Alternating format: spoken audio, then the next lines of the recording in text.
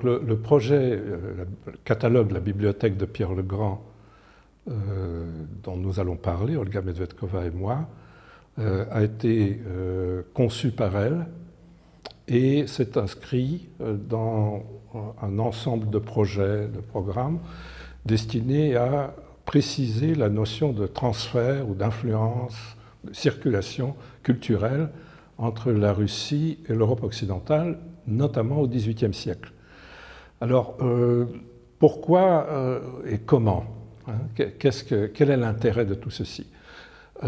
Parce qu'on croirait que c'est un sujet très rebattu, et il l'est, une sorte de tarte à la crème depuis très longtemps, et il faut savoir d'ailleurs que le règne de Pierre le Grand, sous ce rapport, constitue une charnière traditionnellement dans l'historiographie russe, précisément à cause de l'européanisation, c'est-à-dire des transferts culturels. Et par conséquent, si on veut apporter quelque chose de neuf sur ce sujet, soit on travaille des méninges et on construit des concepts, soit, et l'un n'empêche pas l'autre, on apporte des sources nouvelles. Et ce projet, justement, apporte une source nouvelle. Alors pourquoi est-ce si important de tester le règne de Pierre le Grand, revenir sur cette question? D'abord pour voir est-ce que réellement ce fut une révolution, comme c'est parfois appelé dans l'historiographie. La tendance actuelle est plutôt de dire le contraire, contrairement à ce qu'on pourrait croire.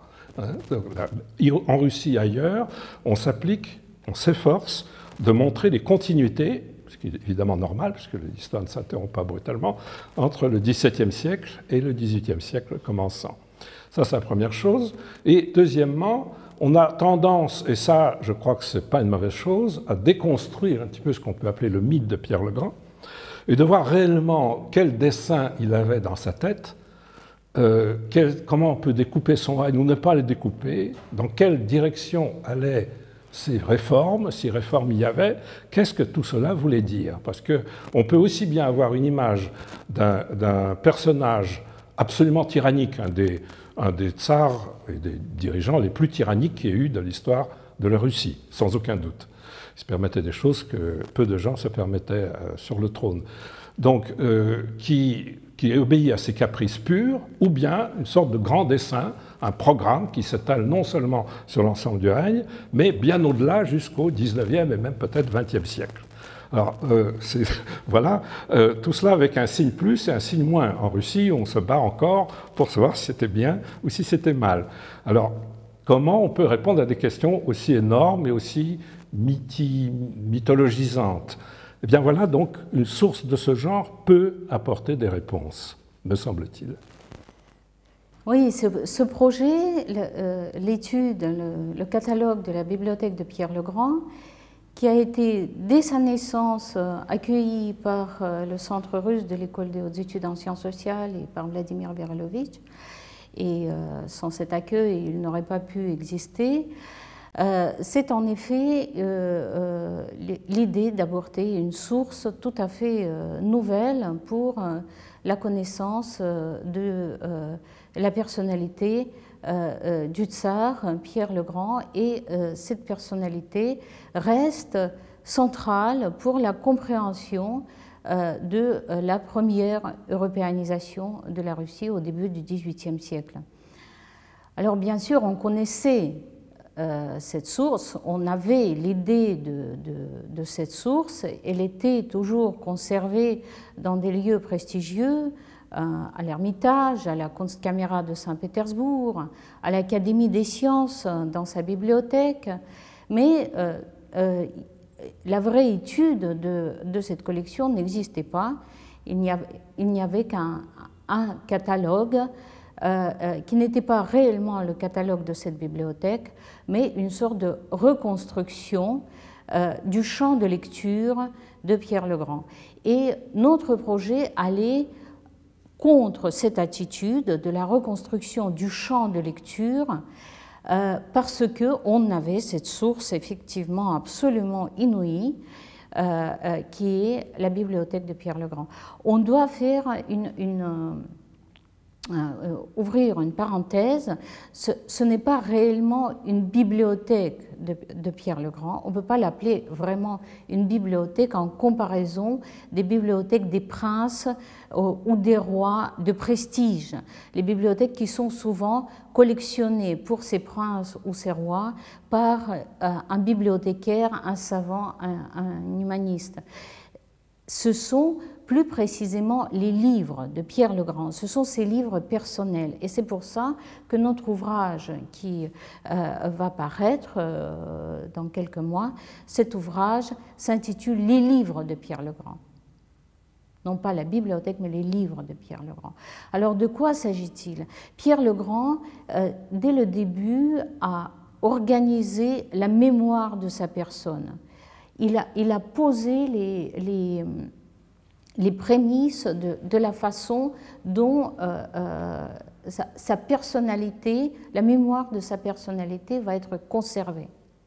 Il a conservé sa première maisonnette à Saint-Pétersbourg. Il a construit lui-même la gaine pour conserver la mémoire de la première maison bâtie à Saint-Pétersbourg.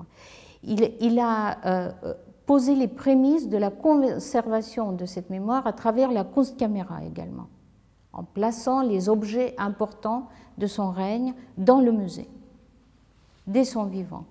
Alors, après sa mort, sa veuve, Catherine, a réuni tout ce qu'il y avait autour de la personne physique du tsar et a posé ces objets à la Kunstkamera, là où le tsar a déjà créé le lieu capable d'accueillir ces traces matérielles de son règne. Donc voilà à quoi on a affaire. C'est le prolongement de ses activités, c'est le prolongement direct de ses occupations, de son emploi du temps, de son corps, puisque tous ces livres, ce n'étaient pas du tout des objets d'apparat qu'il montrait, c'est des livres qu'il a achetés pour lui-même avec ses propres sous, son salaire qu'il touchait à l'Amirauté, en tant que bâtisseur des navires, ou alors qu'il recevait un cadeau, ou alors que son entourage dénichait pour lui, et c'était le cadeau le plus précieux, le plus cher qu'on pouvait lui apporter. On pouvait devenir quelqu'un dans l'entourage de Pierre le Grand en lui offrant des livres. Alors c'est des livres qu'il manipulait avec ses mains, et il garde les traces de ses mains. Donc ces livres fonctionnent comme source non seulement par leur titre, par leur contenu, mais aussi par leur aspect matériel. Ils gardent les traits de son impatience. Ils sont déchirés, redessinés, manipulés de manière absolument passionnée et passionnante. Et nous avons constitué donc le catalogue de ces livres-là, 286 livres, objets, choses, manuscrits. C'est plus que des livres, hein. C'est des véritables sources de nombreuses façons, de nombreux points de vue. Donc on a identifié, grâce à toute une équipe qui a travaillé, on a constitué une équipe très importante de spécialistes en histoire de livres, en histoire d'architecture, en histoire des sciences, en histoire des arts, des bibliothécaires, une équipe très importante d'études. On est allé plusieurs fois à Saint-Pétersbourg, on a rencontré nos collègues russes, on a constitué une véritable osmose, amitié entre les collègues russes et les collègues européens, et on a commencé par identifier chaque livre. On a des registres, des premiers catalogues et la présence matérielle du livre. Donc, seul le livre matériel qui existe et qui est répertorié à partir des tout premiers registres, des tout premiers catalogues, qui rentrent dans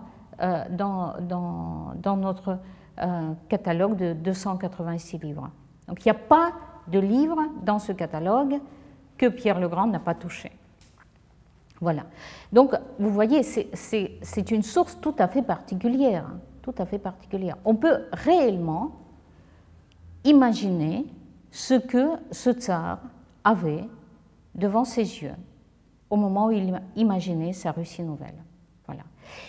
Et puisque l'essentiel de ces livres, de ces 286 livres, ce sont les livres européens publiés en Hollande, en France, en Italie, en Espagne, depuis la fin du XVIe et tout au long du XVIIe siècle, ce sont des livres essentiellement illustrés. Donc c'est un immense corpus d'images qui passait tous les jours devant les yeux de Pierre le Grand. Pour les 2/3, ce sont des livres d'architecture, mais de 3 architectures: architecture civile, architecture militaire et architecture navale. Donc on peut imaginer tout cet univers que Pierre le Grand avait devant ses yeux, qu'il feuilletait sans arrêt et duquel il tirait les informations dont il avait besoin pour ses projets.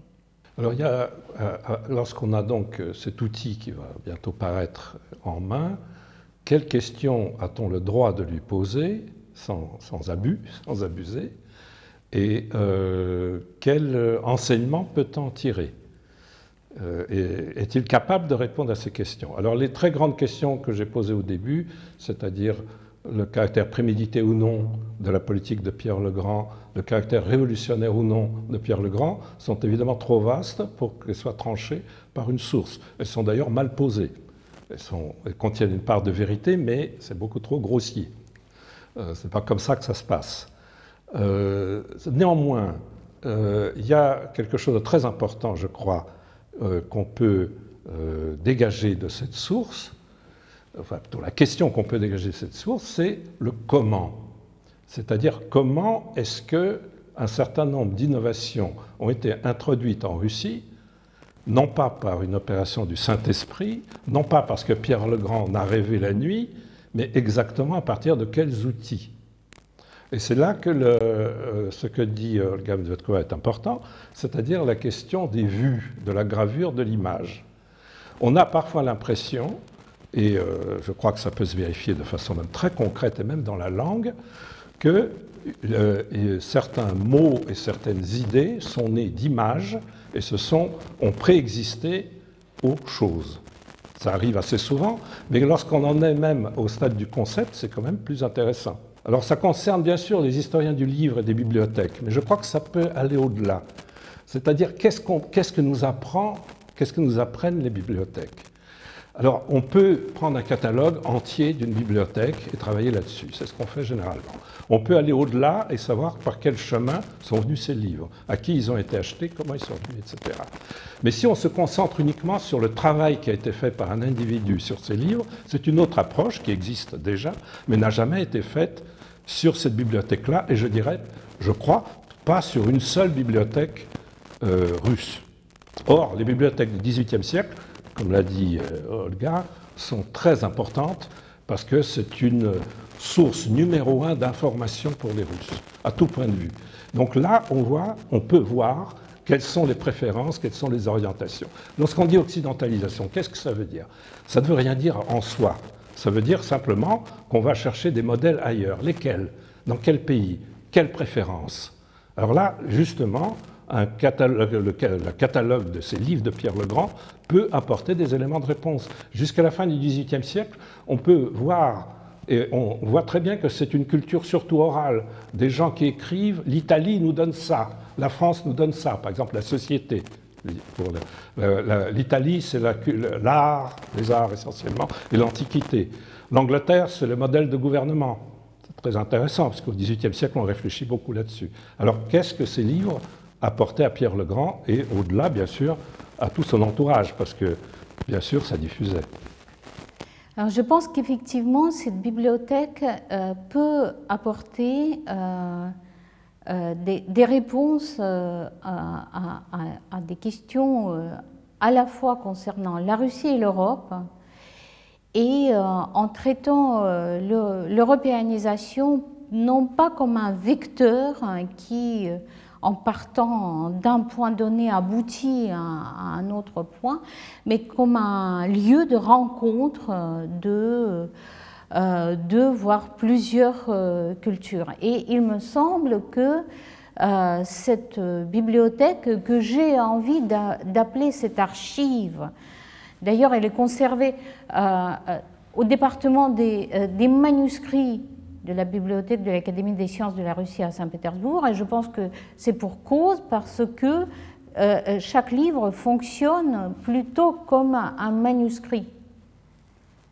Elle est parsemée de notes marginales, par exemple. Donc cette bibliothèque est un réel lieu de rencontre de différentes cultures. Les livres sont imprimés dans une dizaine de pays, de centres importants de culture, des arts, des sciences et de l'imprimerie en Europe, et entre la Russie qui, à ce moment-là, est évidemment demandeuse de ces arts, de ces compétences, de ces sciences, qui est prête à les accueillir, mais qui aussi impose ses propres critères et catégories de choix. Donc c'est une source, cette archive, cette bibliothèque est à la fois une source pour comprendre ce que la Russie cherche, ce qu'elle accueille, ce qu'elle rejette, mais aussi ce que l'Europe propose et sous quelle forme. En fait, l'utilisation de ces livres, ça va être en tout premier lieu la traduction. La moitié au moins de ces livres manipulés par Pierre Legrand qu'on a catalogués, ces livres ont été traduits immédiatement, sous Pierre Legrand. Il a été immédiatement envoyé, ces livres ont été immédiatement envoyés chez les traducteurs, tellement Pierre est impatient d'offrir aux Russes ces savoirs, mais on traduit aussi l'image. Et de nombreuses gravures dans ces livres sont piquées à l'aiguille pour qu'après on puisse passer du charbon par-dessus, on puisse immédiatement copier la gravure. Donc la gravure est copiée et le texte est traduit. Donc maintenant, quel est le contenu? Qu'est-ce que l'Europe offre? L'Europe offre en premier lieu elle-même. Pourquoi? Parce qu'il y a comme une grande compétition éditoriale sur la scène européenne. Chaque pays produit, en texte et en gravure, sa propre image. Alors paraissent des quantités d'ouvrages qui s'appellent Illustrata. Britannia Illustrata, Brabantia Illustrata, les délices des jardins de la France, les châteaux français, les palazzi di Roma, giardini di Roma. Chaque pays produit sur le marché européen le spectacle de la grandeur de sa propre architecture, de ses jardins. Pourquoi jardin et architecture? Parce que c'est l'image idéale qui montre comment les arts et les sciences, l'architecture en premier lieu, qui réunit les arts et les sciences, mais en général les arts et les sciences sont capables d'organiser le territoire et de créer un univers parfait. C'est ce modèle-là que reflète Saint-Pétersbourg, en tout premier lieu, un territoire organisé grâce à la maîtrise des arts passés par les sciences. Parmi ces sciences, évidemment, en tout premier lieu, les mathématiques. Ce qui est intéressant, que Pierre collectionne toutes ces images des différents pays. Il n'y a pas de préférence. Il n'y a pas de préférence pour la Hollande. Il y a Venise, il y a Rome, il y a Paris, il y a l'Espagne, il y a le Portugal. Il y a toutes sortes de produits européens. Et je pense que c'est une erreur de dire que Saint-Pétersbourg, par exemple, c'est Amsterdam-sur-Neva ou Venise-sur-Neva.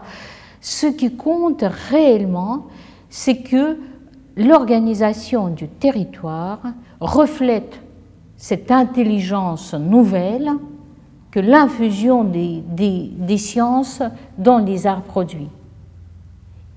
Et je pense que c'est surtout ça que cette bibliothèque reflète.